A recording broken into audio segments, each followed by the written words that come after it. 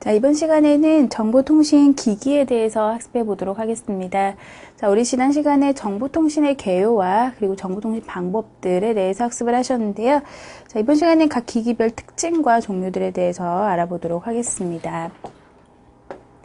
자, 가장 먼저 단말장치 부분입니다. 자, 단말장치라고 하는 것은 디지털 데이터의 송수신 과정에서 최종적으로 데이터 전송의 기능을 수행하는 가장 최종적인 장치라고 보시면 되겠는데요. 초기에는 저속 단말기의 형태이지만 현재는 자체 처리 능력을 가진 지능형 단말기로 발전해 나가고 있습니다. 그래서 이런 단말기는 데이터 통신 시스템 그리고 사용자 간의 위치에서 데이터 입출력을 담당하는, 즉 사용자에게 어떤 인터페이스를 제공하는 그런 기능을 수행을 하고 있죠. 자, 단말장치의 기능은요, 세 가지로 나누어서 볼 수가 있겠습니다. 먼저 입출력 기능, 그리고 전송 제어 기능, 그리고 기억 기능, 이렇게 세 가지로 나누어 볼 수가 있겠는데요. 자, 첫 번째로 입출력 기능은 외부로부터 데이터를 받아들이고 또 역으로 데이터 통신 시스템에서 처리한 결과를 출력하는 기능입니다. 그래서 키보드 그리고 키보드가 입력 장치가 되겠고 출력 장치는 모니터나 프린터로 나누어서 볼 수가 있겠죠. 자, 그래서 기본적으로 우리가 입출력을 담당하는 장치들이 있고요. 자, 그리고 전송 제어 기능을 담당하는 장치로는 장비 간에 정확한 데이터 송수신을 행하기 위한 전송 제어 절차를 수행한다. 그래서 송수신 제어 기능, 그리고 입출력 제어 기능, 오류 제어 기능 같은 전송에 있어서의 전반적인 제어 기능을 담당하는 그러한 장치가 있겠습니다. 자, 그리고 기억 기능도 역시 단말 장치의 기능이라고 볼 수 있겠는데요. 송수신 정보의 일시적인 저장, 그리고 또는 정보의 그 부처리 기능들을 기억 기능으로 나누어서 보고 있죠. 자, 단말장치를 분류를 했을 때에 가장 기본적인 분류로는 범용 단말장치, 그리고 전용 단말장치, 그리고 복합 단말장치로 나누어서 볼 수가 있겠습니다. 가장 먼저 범용 단말장치에 해당하는 장치들은 표시장치나 광학 인식장치, 그리고 인쇄장치, 그리고 뭐 기억장치라든지 이러한 것들이 모두 다 범용 단말장치에 해당하고요. 그리고 전용 단말장치라고 하면은 은행이나 의료 정보용으로 사용이 되는 장치들, 또는 증권용이나 또는 뭐 교육용 등으로 쓰이는 그러한 장치가 있겠습니다. 자, 그리고 복합 단말 장치는 지능 단말 장치와 원격 일괄 처리 장치를 가지고 있습니다. 그래서 이런 것들이 단말 장치를 기본적으로 분류해 놓은 세 가지 기준이다라고 보시면 되겠고요. 자, 단말 장치 사이의 접속 규격에 대해서 알아보도록 하겠습니다. 자, 단말장치 사이에는 접속 규격을 지켜서 이 장치 사이에 통신을 하게 되는데요. 이때 먼저 DT와 DC 사이의 접속 규격에 대해서 보도록 하겠습니다. 우리가 DT라고 하면은 데이터 단말 장치를 말하고요. 그리고 DC라고 하면 데이터 회선 종단 장치를 말합니다. 그래서 이 사이에서는 정기적인 접속 규격을 위해서 표준 관련 기구들이 표준안을 제정했다라고 했는데요. 데이터 단말 장치가 회선으로 데이터를 보내는 것에 대한 어떠한 규격이라고 볼 수 있겠습니다. 이러한 규격에서는 기계적, 그리고 정기적, 그리고 논리적인 조건을 정의를 해놨다라고 했는데요. 각각의 특징들에 대해서 정해놓은 규격들인데 그 중에서 OSI 참조 모델이 최하위 계층인 물리 계층과 관계된다라고 했죠. 근데 이때 OSI 참조 모델이라고 하는 것은요, 우리가 차후 여러분들이 요 다음번에서 배우실 OSI 7계층에 해당하는 어떤 프로토콜이 있어요. 그래서 그 프로토콜 중에서 최하위 계층이 물리 계층인데 그 7계층 중에 물리 계층과 관계되는 그러한 규격이 되겠습니다. 그래서 네 가지 특성을 정의해 놨다라고 아래쪽에 보이죠. 네 가지 특성을 보시면은 먼저 기계적인 특성은 접속 핀의 크기나 또는 개수 등의 그러한 물리적인 특징들을 정의를 해놨고요. 자, 그리고 정기적인 특성 중에서는 전압 등에 관련된 특성, 그리고 기능적으로는 각 핀의 기능에 대한 특성을 정의를 했습니다. 자, 그리고 제일 마지막에 절차적 특성은 신호 전송 절차에 대한 특성들을 정의하고 있습니다. 자, 그리고 접속 규격 표준안을 보시면은 뭐 V 시리즈, 그리고 X 시리즈, 그리고 RS232C가 있는데요. 이것들은 각각 여러분들이 그 정해놓은 표준안이라고 보시면은 전송을 위해 정해놓은 표준안이라고 보시면 되시는데요. 뒤에서 한 번 더 여러분들이 보시게 될 거예요. 그래서 ITU-T에서 제정한 표준안이 되겠습니다. 먼저 V 시리즈 같은 경우에는 공중 전화 교환망을 통한 이 DT와 DC, 즉 단말 장치와 그리고 데이터 회선 종단 장치 간의 접속 규격을 정하고 있고요. 그리고 X 시리즈에서는 공중 데이터 교환망을 통한 이 두 가지 간의 접속 규격을 정의를 하고 있습니다. 그래서 각각에 대한 규정은 참고적으로 여러분들이 보시면 되겠습니다. 자, 그리고 RS232C도 마찬가지로 공중 전화 교환망을 통한 두 가지의 접속 규격을 정하고 있는데 현재 가장 많이 사용하고 있는 표준안이 바로 RS232C가 되겠습니다.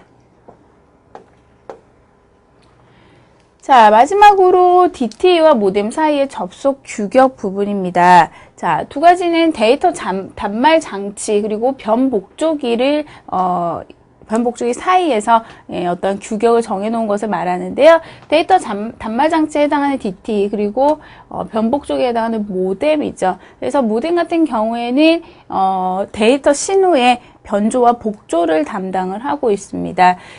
그래서 이러한 단말의 접속 규격은 EIA에서 정의한 RS232C 그리고 ITU-T에서 권고한 V24 등의 규격이다라고 했죠. 그래서 V 시리즈는 ITU-T에서 제정한 것을 규격으로 사용을 하고 있습니다. 자, 그리고 RS232C 케이블은 25핀, 그리고 이 중에서 2번과 그리고 3번 핀이 이 DT와 DC 사이의 수신을 담당한다라고 되어 있죠. 자, 그래서 이러한 것들이 단말의 전송에 관련한 규격으로 정의가 되어 있다라는 부분을 보셨고요. 자, 이번에는 두 번째로 교환기기에 대해서 보겠습니다. 교환기기는 여러분들이 간단하게 읽어보시고 넘어가시면 되겠습니다. 자, 교환기기라고 하는 것은 원하는 통신 상대방을 선택하기 위한 기술이다라고 했죠. 그래서 목적지 주소 정보를 기반으로 목적지까지의 경로를 설정해서 전달하는 기능을 한다. 그래서 우리가 통신이라고 하면은 하나의 회선만 따라가는 것이 아니라 여러 개로 분할된 회선들을 어느 경로를 통해서 내가 원하는 목적지까지 가야 하는지를 정해줘야 되는데 그것들을 설정하는 그러한 기능이 바로 교환기기가 하는 기능이다라고 할 수 있겠죠. 자, 그리고 이러한 교환기기는 전용 회선을 사용할 시에 고장에 대비한 예비 회선으로서의 역할도 수행을 하게 된다라고 했습니다. 자, 그래서 이러한 교환기기 종류 중에서 첫 번째로는 자동응답기가 있는데요. 이 자동응답기는 카드로 만들어져서 보통 변복조기 안에 내장되어 있다라고 했죠. 그래서 터미널 이용자의 호출을 컴퓨터에 접속해주는 그러한 역할을 하겠습니다. 자, 그리고 두 번째로 자동 교환기기는 자동 호출기가 있는데요. 이 자동 호출기 같은 경우에는 컴퓨터나 터미널이 다른 컴퓨터나 또는 터미널과 교환 회선을 통해서 데이터 전송을 원할 때 상대방을 호출해서 연결하는 방법입니다. 그래서 수동식 다이얼링에 의한 호출 방법, 그리고 자동식 다이얼링에 의한 호출 방법 두 가지가 있다라고 했죠. 자, 이때 자동식 다이얼링에 의한 호출을 행하기 위해서는 자동 호출기가 필요하다라고 했죠. 그래서 교환기의 종류는 여러분들이 두 가지로 보셨고요. 자, 세 번째 넘어가겠습니다. 자, 이번에는 전송기기와 그리고 통신 제어 장치에 대해서 살펴보도록 하겠습니다. 자, 먼저 첫 번째로 단말 신호 변환기라고 하면은 단말 장치나 그리고 컴퓨터 데이터를 통신회선에 맞게끔 변경해주는 이러한 기능을 담당을 하고요. 또는 통신회선의 신호를 단말 장치나 컴퓨터에 맞는 데이터형으로 변환하는 기능을 담당한다. 그래서 전송회선의 가장 양 끝에서 데이터 회선 중단 장치의 기능을 하는 것이 바로 신호 변환기다라고 했죠. 자, 그래서 이러한 신호 변환기는 아날로그에서는 사용할 때는 변복조기가 사용이 되고요. 그리고 디지털에서는 사용할 때는 디지털 서비스 유닛이 사용된다라고 했죠. 그래서 말 그대로 이 변조와 복조의 기능을 담당하는 것이 이 신호 변환기다라고 볼 수가 있겠습니다. 자, 신호 변환기 그 종류들은요. 먼저 모뎀, 그리고 전화기, 그리고 디지털 서비스 유닛, 그리고 음성 결합기, 그리고 코덱으로 나누어서 볼 수가 있겠는데요. 각각의 특징을 간단하게 살펴보시면은 첫 번째로 모뎀이라고 하면은 변복적이죠. 모듈레이터, 디모듈레이터가 합쳐진 그러한 기능을 가지고 있는데요. 자, 컴퓨터에서 나가는 디지털 신호를 전화 회선을 통해 보낼 수 있도록 아날로그로 바꾼다. 그래서 이것이 변조 기능입니다. 그래서 우리가 컴퓨터에서 보내는 신호는 항상 디지털 신호예요. 0과 1의 디지털 신호인데 이것이 전화 회선을 따라가면서는 0과 1로 갈 수가 없기 때문에 어때요? 아날로그 신호로 바뀌죠. 그래서 그러한 변조 기능을 담당하고 반대로 들어오는 아날로그 신호를 다시 디지털 신호로 바꾸어서 컴퓨터로 보내주는 복조 기능도 역시 모뎀이 가지고 있습니다. 자, 반면에 전화기 같은 경우에는 음성 신호를 전기 신호로 변환한다. 그래서 전기로 보낸 신호를 받은 측에서는 어때요? 다시 음성으로 변환하는 그러한 음성 통신 장치가 되겠습니다. 자, 세 번째로 디지털 서비스 유닛은 디지털 전송 방식에서 사용이 되는데요. 디지털 데이터를 원래 전송에 적합한 디지털 신호로 변환해서 그래서 디지털 전송로를 통해서 전송하는 그러한 종단 장치다. 그래서 디지털 데이터를 다시 한 번 더 디지털 신호로 변환을 해주는 것이 바로 디지털 서비스 유닛에서 하는 역할입니다. 자, 그래서 디지털 방식으로 전송하는 장비이고요. 자, 회로의 구성이 간단하고 그리고 고속 전송이 가능하다라고 했어요. 그래서 디지털 신호를 디지털로 전송하기 때문에 고속의 전송도 가능하겠습니다. 자, 음성 결합기는요, 단말 장치와 그리고 전화기를 연결하기 위한 모뎀의 일종이다라고 했고요. 자, 전화기의 송수화기를 음향 결합기에 결합시켜서 디지털 신호를 아날로그 신호로 변환한 후에 전송하는 장치입니다. 그래서 주파수 편입, 지금 비동기 전송이라고 했는데 우리 동기 비동기 방식은 뒤에서 학습을 하실 거고요. 자, 비동기 전송에 해당하는 주파수 편입 변조 방식을 사용을 한다라고 했어요. 그래서 전이중 전송이 가능하다라는 것이 음향 결합기의 특징이고요. 자, 코덱 같은 경우에는 아날로그 데이터를 디지털 통신 회선에 적합한 디지털 신호로 변환을 해줍니다. 그래서 아날로그 데이터로부터 디지털로 바뀌는 것이 코덱이 하는 역할이다라고 했죠. 자, 이때 PCM 방식을 이용해서 데이터를 변환한다라고 했는데 PCM 방식은 역시 여러분들이 뒤에서 보실 텐데요. 펄스 코드 모듈레이션이라고 해서 우리가 이렇게 아날로그로 되어 있는 신호를 자, 내가 원하는 만큼 샘플링을 합니다. 그래서 샘플링 해낸 데이터를 각각 디지털 신호로 변환하는 그러한 방식이죠. 그래서 나중에 이 디지털 신호를 다시 복원해서 아날로그로 신호로 이렇게 변경을 해주는 그러한 역할을 담당을 하고 있죠. 자, 그래서 이러한 것들이 바로 여러분들이 신호 변환을 할 때의 신호 변환기와 그리고 기능들에 해당하는 내용들이었고요. 자, 그리고 두 번째로는 통신 회선에 대해서 살펴보도록 하겠습니다. 자, 통신 회선은 컴퓨터나 시스템 단말 장치에서 입력된 데이터가 실제로 전송되는 물리적인 전송로이다라고 했어요. 그러니까 말 그대로 우리 데이터가 지나가는 전송 길이라고 보시면 되겠는데요. 유선 매체와 무선 매체로 나누어서 볼 수가 있겠습니다. 그래서 유선 매체는 꼬임선이라든지 또는 동축 케이블, 광섬유 케이블 같은 것들에 해당하고요. 무선 매체는 지상 마이크로파 그리고 위성 마이크로파, 라디오파로 나누어서 볼 수가 있겠습니다. 자, 이런 통신회선의 종류들과 특징을 간단하게 살펴보실 텐데요. 첫 번째로 꼬임선은 먼저 물리적인 특성은요, 나선 형태의 절연된 두 개의 구리선이 상호 전기적 간섭 현상을 줄이기 위해 서로 감겨 있는 형태의 케이블이다. 그래서 말 그대로 두 개의 그 선이 이렇게 꼬여 있는 형태가 바로 꼬임선이 되겠습니다. 그래서 이러한 꼬임선은 다른 전송 매체에 비해서 저가입니다. 그래서 시공이 쉽고요. 그래서 가정용 전화기와 개인용 컴퓨터 연결을 사용한다. 그래서 우리가 일반적으로 트위스트 케이블이라고 부르는 것들은 굉장히 쉽게 구할 수 있고 가정에서도 많이 사용하는 그러한 케이블이 되겠고요.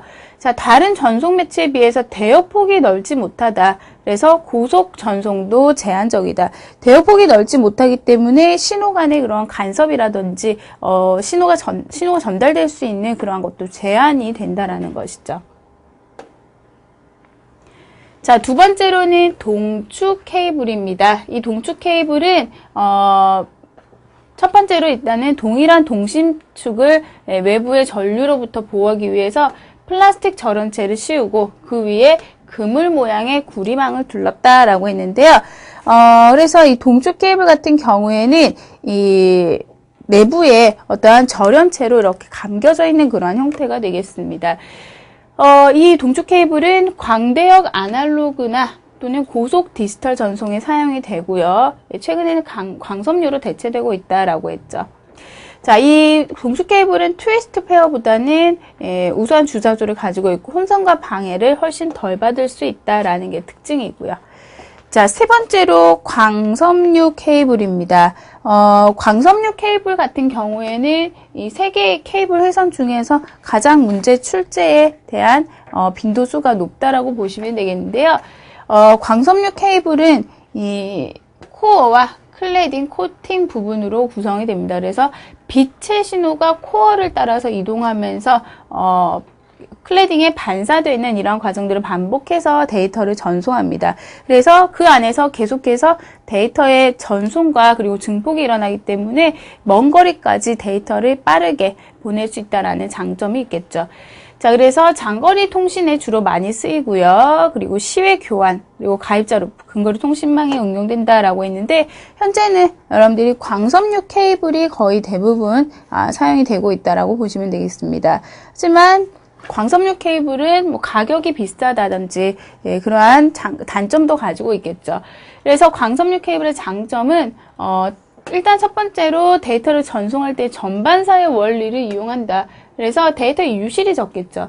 자, 유선 매체 중에서 가장 빠른 속도와 높은 주파수 대역폭을 가지고 있는 것도 장점이 되겠고요. 그렇기 때문에 데이터 전송률이 높겠죠.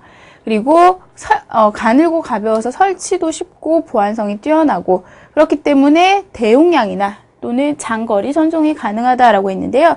대신 가격이 비싸다라는 단점이 있고 그리고 접속과 확장이 어렵다라는 것도 이 광 케이블의 단점이 되겠습니다. 자, 이번에는 세 번째로 통신 제어 장치로 넘어가겠습니다. 자, 통신 제어 장치는요. 먼저 다중 접속 제어, 그리고 교환 접속 제어, 통신 방식 제어, 경로 설정 제어 같은 제어의 기능을 먼저 담당을 하고 있고요. 자, 그리고 동기 제어, 오류 제어, 흐름 제어, 그리고 응답 제어 같은 동기 및 오류 제어. 우리 동기라고 하는 것은 뭐 뒤에서 여러분들이 동기, 비동기에서도 배우시겠지만 데이터를 내가 보낼 때 주는 신호를 말하죠. 그래서 데이터를 보낸다라는 것을 전달하는 그러한 제어들도 역시 통신 제어 장치에서 담당하고 있는 기능입니다. 자, 그 외에 기밀 보호라든지 제어 정보 식별 등의 기능을 가지고 있죠. 자, 이러한 통신 제어 장치의 종류로는 첫 번째로 통신 제어 장치에서 기본 기능을 수행을 하는 그러한 통신 제어 장치가 있겠고요. 자, 그리고 두 번째로는 통신 제어 처리 장치, 즉 문자와 그리고 메시지의 조립 기능을 수행하는 통신 제어 처리 장치가 있겠고요. 자, 그리고 전처리 장치, 즉 메시지 조립과 처리를 담당하는 전처리 장치가 있겠습니다. 그래서 이 세 가지가 통신 제어 장치의 종류다라고 보시면 되겠습니다. 자, 이번에는 다중화기에 대해서 보도록 하겠습니다. 자, 다중화기라고 하는 것은요, 데이터 전송의 효율을 목적으로 한 기계로 그 특징이 있고요. 그리고 저속 단말기 속도의 합과 그리고 고속 채널 속도의 합이 동일하다라는 것이 다중화기의 특징입니다. 자, 그리고 입력과 출력의 대역폭이 같고 규칙적인 데이터 전송에 적합하다라고 했는데요. 이러한 다중화기는 저속 터미널이 하나의 통신을 통해서 이 저속 채널에 결합된 형태의 신호를 전송하고 그리고 수신 측에서 받을 때에는 몇 개의 터미널 신호로 분리해서 받는 그러한 것을 말합니다. 그래서 이러한 특징들을 가지고 있습니다. 자, 다중화기 종류 중에서 첫 번째로 주파수 분할 다중화기입니다. 자, 주파수 분할 다중화기는 하나의 물리적인 통신 채널을 여러 개의 주파수 채널로 나누어서 사용한다라고 했는데요. 자, 이때는 저속 데이터를 각기 다른 주파수로 변조해서 선로에 내보냅니다. 그래서 여러 주파수로 나누어서 서로 다른 주파수 여러 개로 나누기 때문에 신호를 분할해서 보낼 수가 있는 그러한 방식이 되겠고요. 자, 전송되는 각 신호의 반송 주파수는 동시에 전송이 된다. 그리고 전송하려는 신호의 필요 대역폭보다 매체의 유효 대역폭이 클 때 사용한다라고 했습니다. 자, 이때에는 반송 주파수를 나눌 때에는 각 신호의 대역폭이 겹치지 않도록 분리되어야 한다라는 것도 이 주파수 분할 다중화기의 특징이죠. 자, 두 번째로 시분할 다중화기입니다. 자, 시분할 다중화기는 여러 회선들의 음성정보, 즉 음성정보는 아날로그 신호가 되겠죠. 그래서 이러한 음성정보를 아주 작은 시간으로 나누어서 일정 순서대로 배정한다. 그래서 주기적으로 고속의 한 전송로로 내보내는 그러한 방식이 되겠습니다. 그래서 시분할 다중화기는 이 아날로그 신호를 시간대별로 나누어서 내보낸다라고 특징을 기억을 하시면 되겠고요. 자, 그 이외에 나머지 다중화기는 지능 다중화기, 그리고 광대역 다중화기, 역 다중화기 등이 있는데, 지능 다중화기는 데이터 통신에서 여러 채널의 데이터를 하나의 전송 매체로 보낼 수 있게 하는 다중화 장치다라고 했습니다. 자, 그리고 광대역 다중화기는 여러 가지 다른 속도의 동기식 데이터를 하나로 묶어서 광대역 전송 매체로 보내는 그러한 시분할 다중화기가 되겠고요. 자, 역 다중화기는 하나의 신호를 두 개의 저속 신호로 나누어서 전송하는 그러한 장치가 되겠습니다. 그래서 이러한 것들이 다중화기의 종류가 되겠고요. 자, 이번에는 반대로 집중화기입니다. 집중화기라고 하는 것은 반대로 저속의 장치들이 속도가 빠른 하나의 회선을 공유해서 사용할 수 있도록 해주는 기기다라고 했죠. 자, 이러한 집중화기의 특징은요. 먼저 통신량이 많을 경우에 적절한 운영이 가능하다라고 했죠. 그래서 하나의 회선을 사용을 하기 때문에 통신량이 많을 경우에 집중화기를 사용을 해서 효율성을 높일 수가 있겠고요. 자, 그리고 다중화기보다 복잡한 기능을 수행하면서 주로 동기식에 사용한다. 자, 그리고 시스템의 구조가 복잡하고 그리고 이용률이 낮거나 또는 불규칙한 전송에 적합하다. 그리고 DT 회선수의 합이 집중통신 회선수보다 크거나 같다라고 했습니다. 그래서 이러한 것들이 이제 집중화기의 그 특징에 해당하고요. 집중화기 종류는 여러분들이 교재를 통해서 다시 한번 더 확인을 하시는데, 전단위 처리기나 또는 선로 공동 이용기, 모뎀 공동 이용기 이러한 것들이 집중화기의 종류에 들어가겠습니다. 자, 이제 다섯 번째로 접속 장비에 대해서 보도록 하겠습니다. 자, 우리가 데이터 전송에 있어서의 이 접속 장비라고 하면은 그 종류들과 특징들을 여러분들이 잘 기억을 해 두시면 되는데요. 자, 먼저 첫 번째로 허브는 랜에서 수신한 정보를 모든 포트로 전달하거나 또는 반복해주는 리피터의 역할을 수행한다라고 했어요. 자, 이 허브를 이용을 하게 되면은 네트워크 확장이 쉽고 그리고 네트워크에 불필요한 트래픽이 발생할 수 있다라는 것이 허브의 특징이 되겠습니다. 그래서 우리가 기본적으로는 이 대용량 큰 규모의 어떠한 랜선을 구축을 할 때에는 허브를 이용해서 확장을 시키는 경우들이 많이 있겠죠. 자, 브릿지가 하는 역할은요, 서로 독립적으로 동작하는 두 개의 근거리 통신망을 연결을 한다. 그래서 패킷을 적절히 중계하고 필터링하는 장치다라고 했는데요. 이 브릿지 같은 경우에는 랜과 랜이 연결이 되는 부분에 위치하는 그러한 장치가 되겠습니다. 그래서 내가 받아야 되는 데이터를 제대로 수신할 수 있도록 보내주는 그러한 장치다라고 보시면 되겠죠. 자, 스위치 같은 경우에는요, 네트워크 트래픽의 흐름을 통제하기 위해서 패킷에 있는 주소 정보를 사용해서 전송해주는 중간적인 전송 장치라고 보시면 됩니다. 그래서 수신되는 패킷, 즉 우리가 데이터를 주고받을 때 그 단위를 패킷이라고 나누는데요.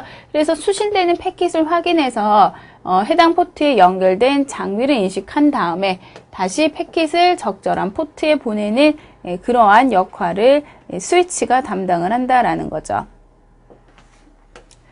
자, 네 번째로 라우터는요, 동일한 전송 프로토콜을 사용하는 분리된 네트워크를 연결한다. 그래서 네트워크 계층 간을 서로 연결한다라고 했는데요. 이것은 네트워크가 서로 분산이 되는 경우에 그 중간에 있는 장치를 말합니다. 그래서 브릿지와 어떻게 보면 유사하다고 할 수 있는데, 브릿지가 가지는 기능에 추가해서 라우팅 테이블에 따라서 네트워크 또는 자신의 네트워크 내 전송 경로를 결정한다라고 했습니다. 즉, 라우터가 하는 역할 중에서 큰 역할이 이 라우팅 테이블이라고 불리우는 주소, 어떠한 내가 원하는 곳으로 보낼 수 있는 주소와 그 주소에 해당하는 경로들에 대한 정보를 가지고 있습니다. 그래서 그 정보를 이용을 해서 어느 경로로 보내는 게 가장 효과적인지를 결정짓는 것이 바로 라우터가 하는 역할이죠. 자, 그리고 다섯 번째로 리피터는 근거리 통신망의 전송 매체상에 흐르는 신호를 정형 증폭 중계하는 장치이다. 그래서 증폭기다라고 생각을 하시면 되시는데요. 자, OSI 참조 모델을, 즉 우리가 네트워크에 7개의 계층이 있는데 그 계층 중에서 물리 계층에서 동작하는 장비이다. 그래서 가장 하위 계층인 물리 계층에서 동작하는 장비입니다. 자, 그리고 인접한 2개 이상의 데이터 네트워크 간의 신호를 전송을 한다. 그리고 이러한 신호를 재생하고 복사하는 장치이다. 그래서 리피터 같은 경우에는 신호가 전송이 되다 보면은 약해지기도 하고 잡음이 들어가기도 하겠죠. 그래서 이런 것들을 리피터를 통하면 다시 한 번 더 신호가 깨끗하게 증폭이 되는 그러한 장치다라고 보시면 되겠습니다. 자, 게이트웨이는요, 서로 다른 구조를 갖는 네트워크로 들어가는 입구 역할을 한다. 그래서 네트워크 포인터다라고 했는데, 네트워크의 구조가 서로 다를 경우에 다른 곳에서 들어오는 그러한 데이터들을 자신에게 맞게끔, 자신의 네트워크 프로토콜에 맞게끔 구조를 변경해서 받아들이는 그러한 장치가 바로 게이트웨이가 하는 역할이다라고 볼 수가 있겠습니다. 그래서 우리가 가정에서도 여러분들이 IP 설정을 할 때 보시면은 설정하는 것이 몇 가지가 있는데, 뭐 IP 주소라든지 뭐 DNS의 서버라든지 또는 게이트웨이 같은 경우도 어디를 통해서 들어오는지를 결정을 하게 되어 있죠. 그래서 이러한 것들이 통신에서의 접속 장비와 그 특징들이라고 보시면 되겠습니다. 자, 여기까지 해서 우리 정보통신 기기에 대해서 살펴보셨습니다. 정보통신 기기는 5가지로 분류를 해놨는데요.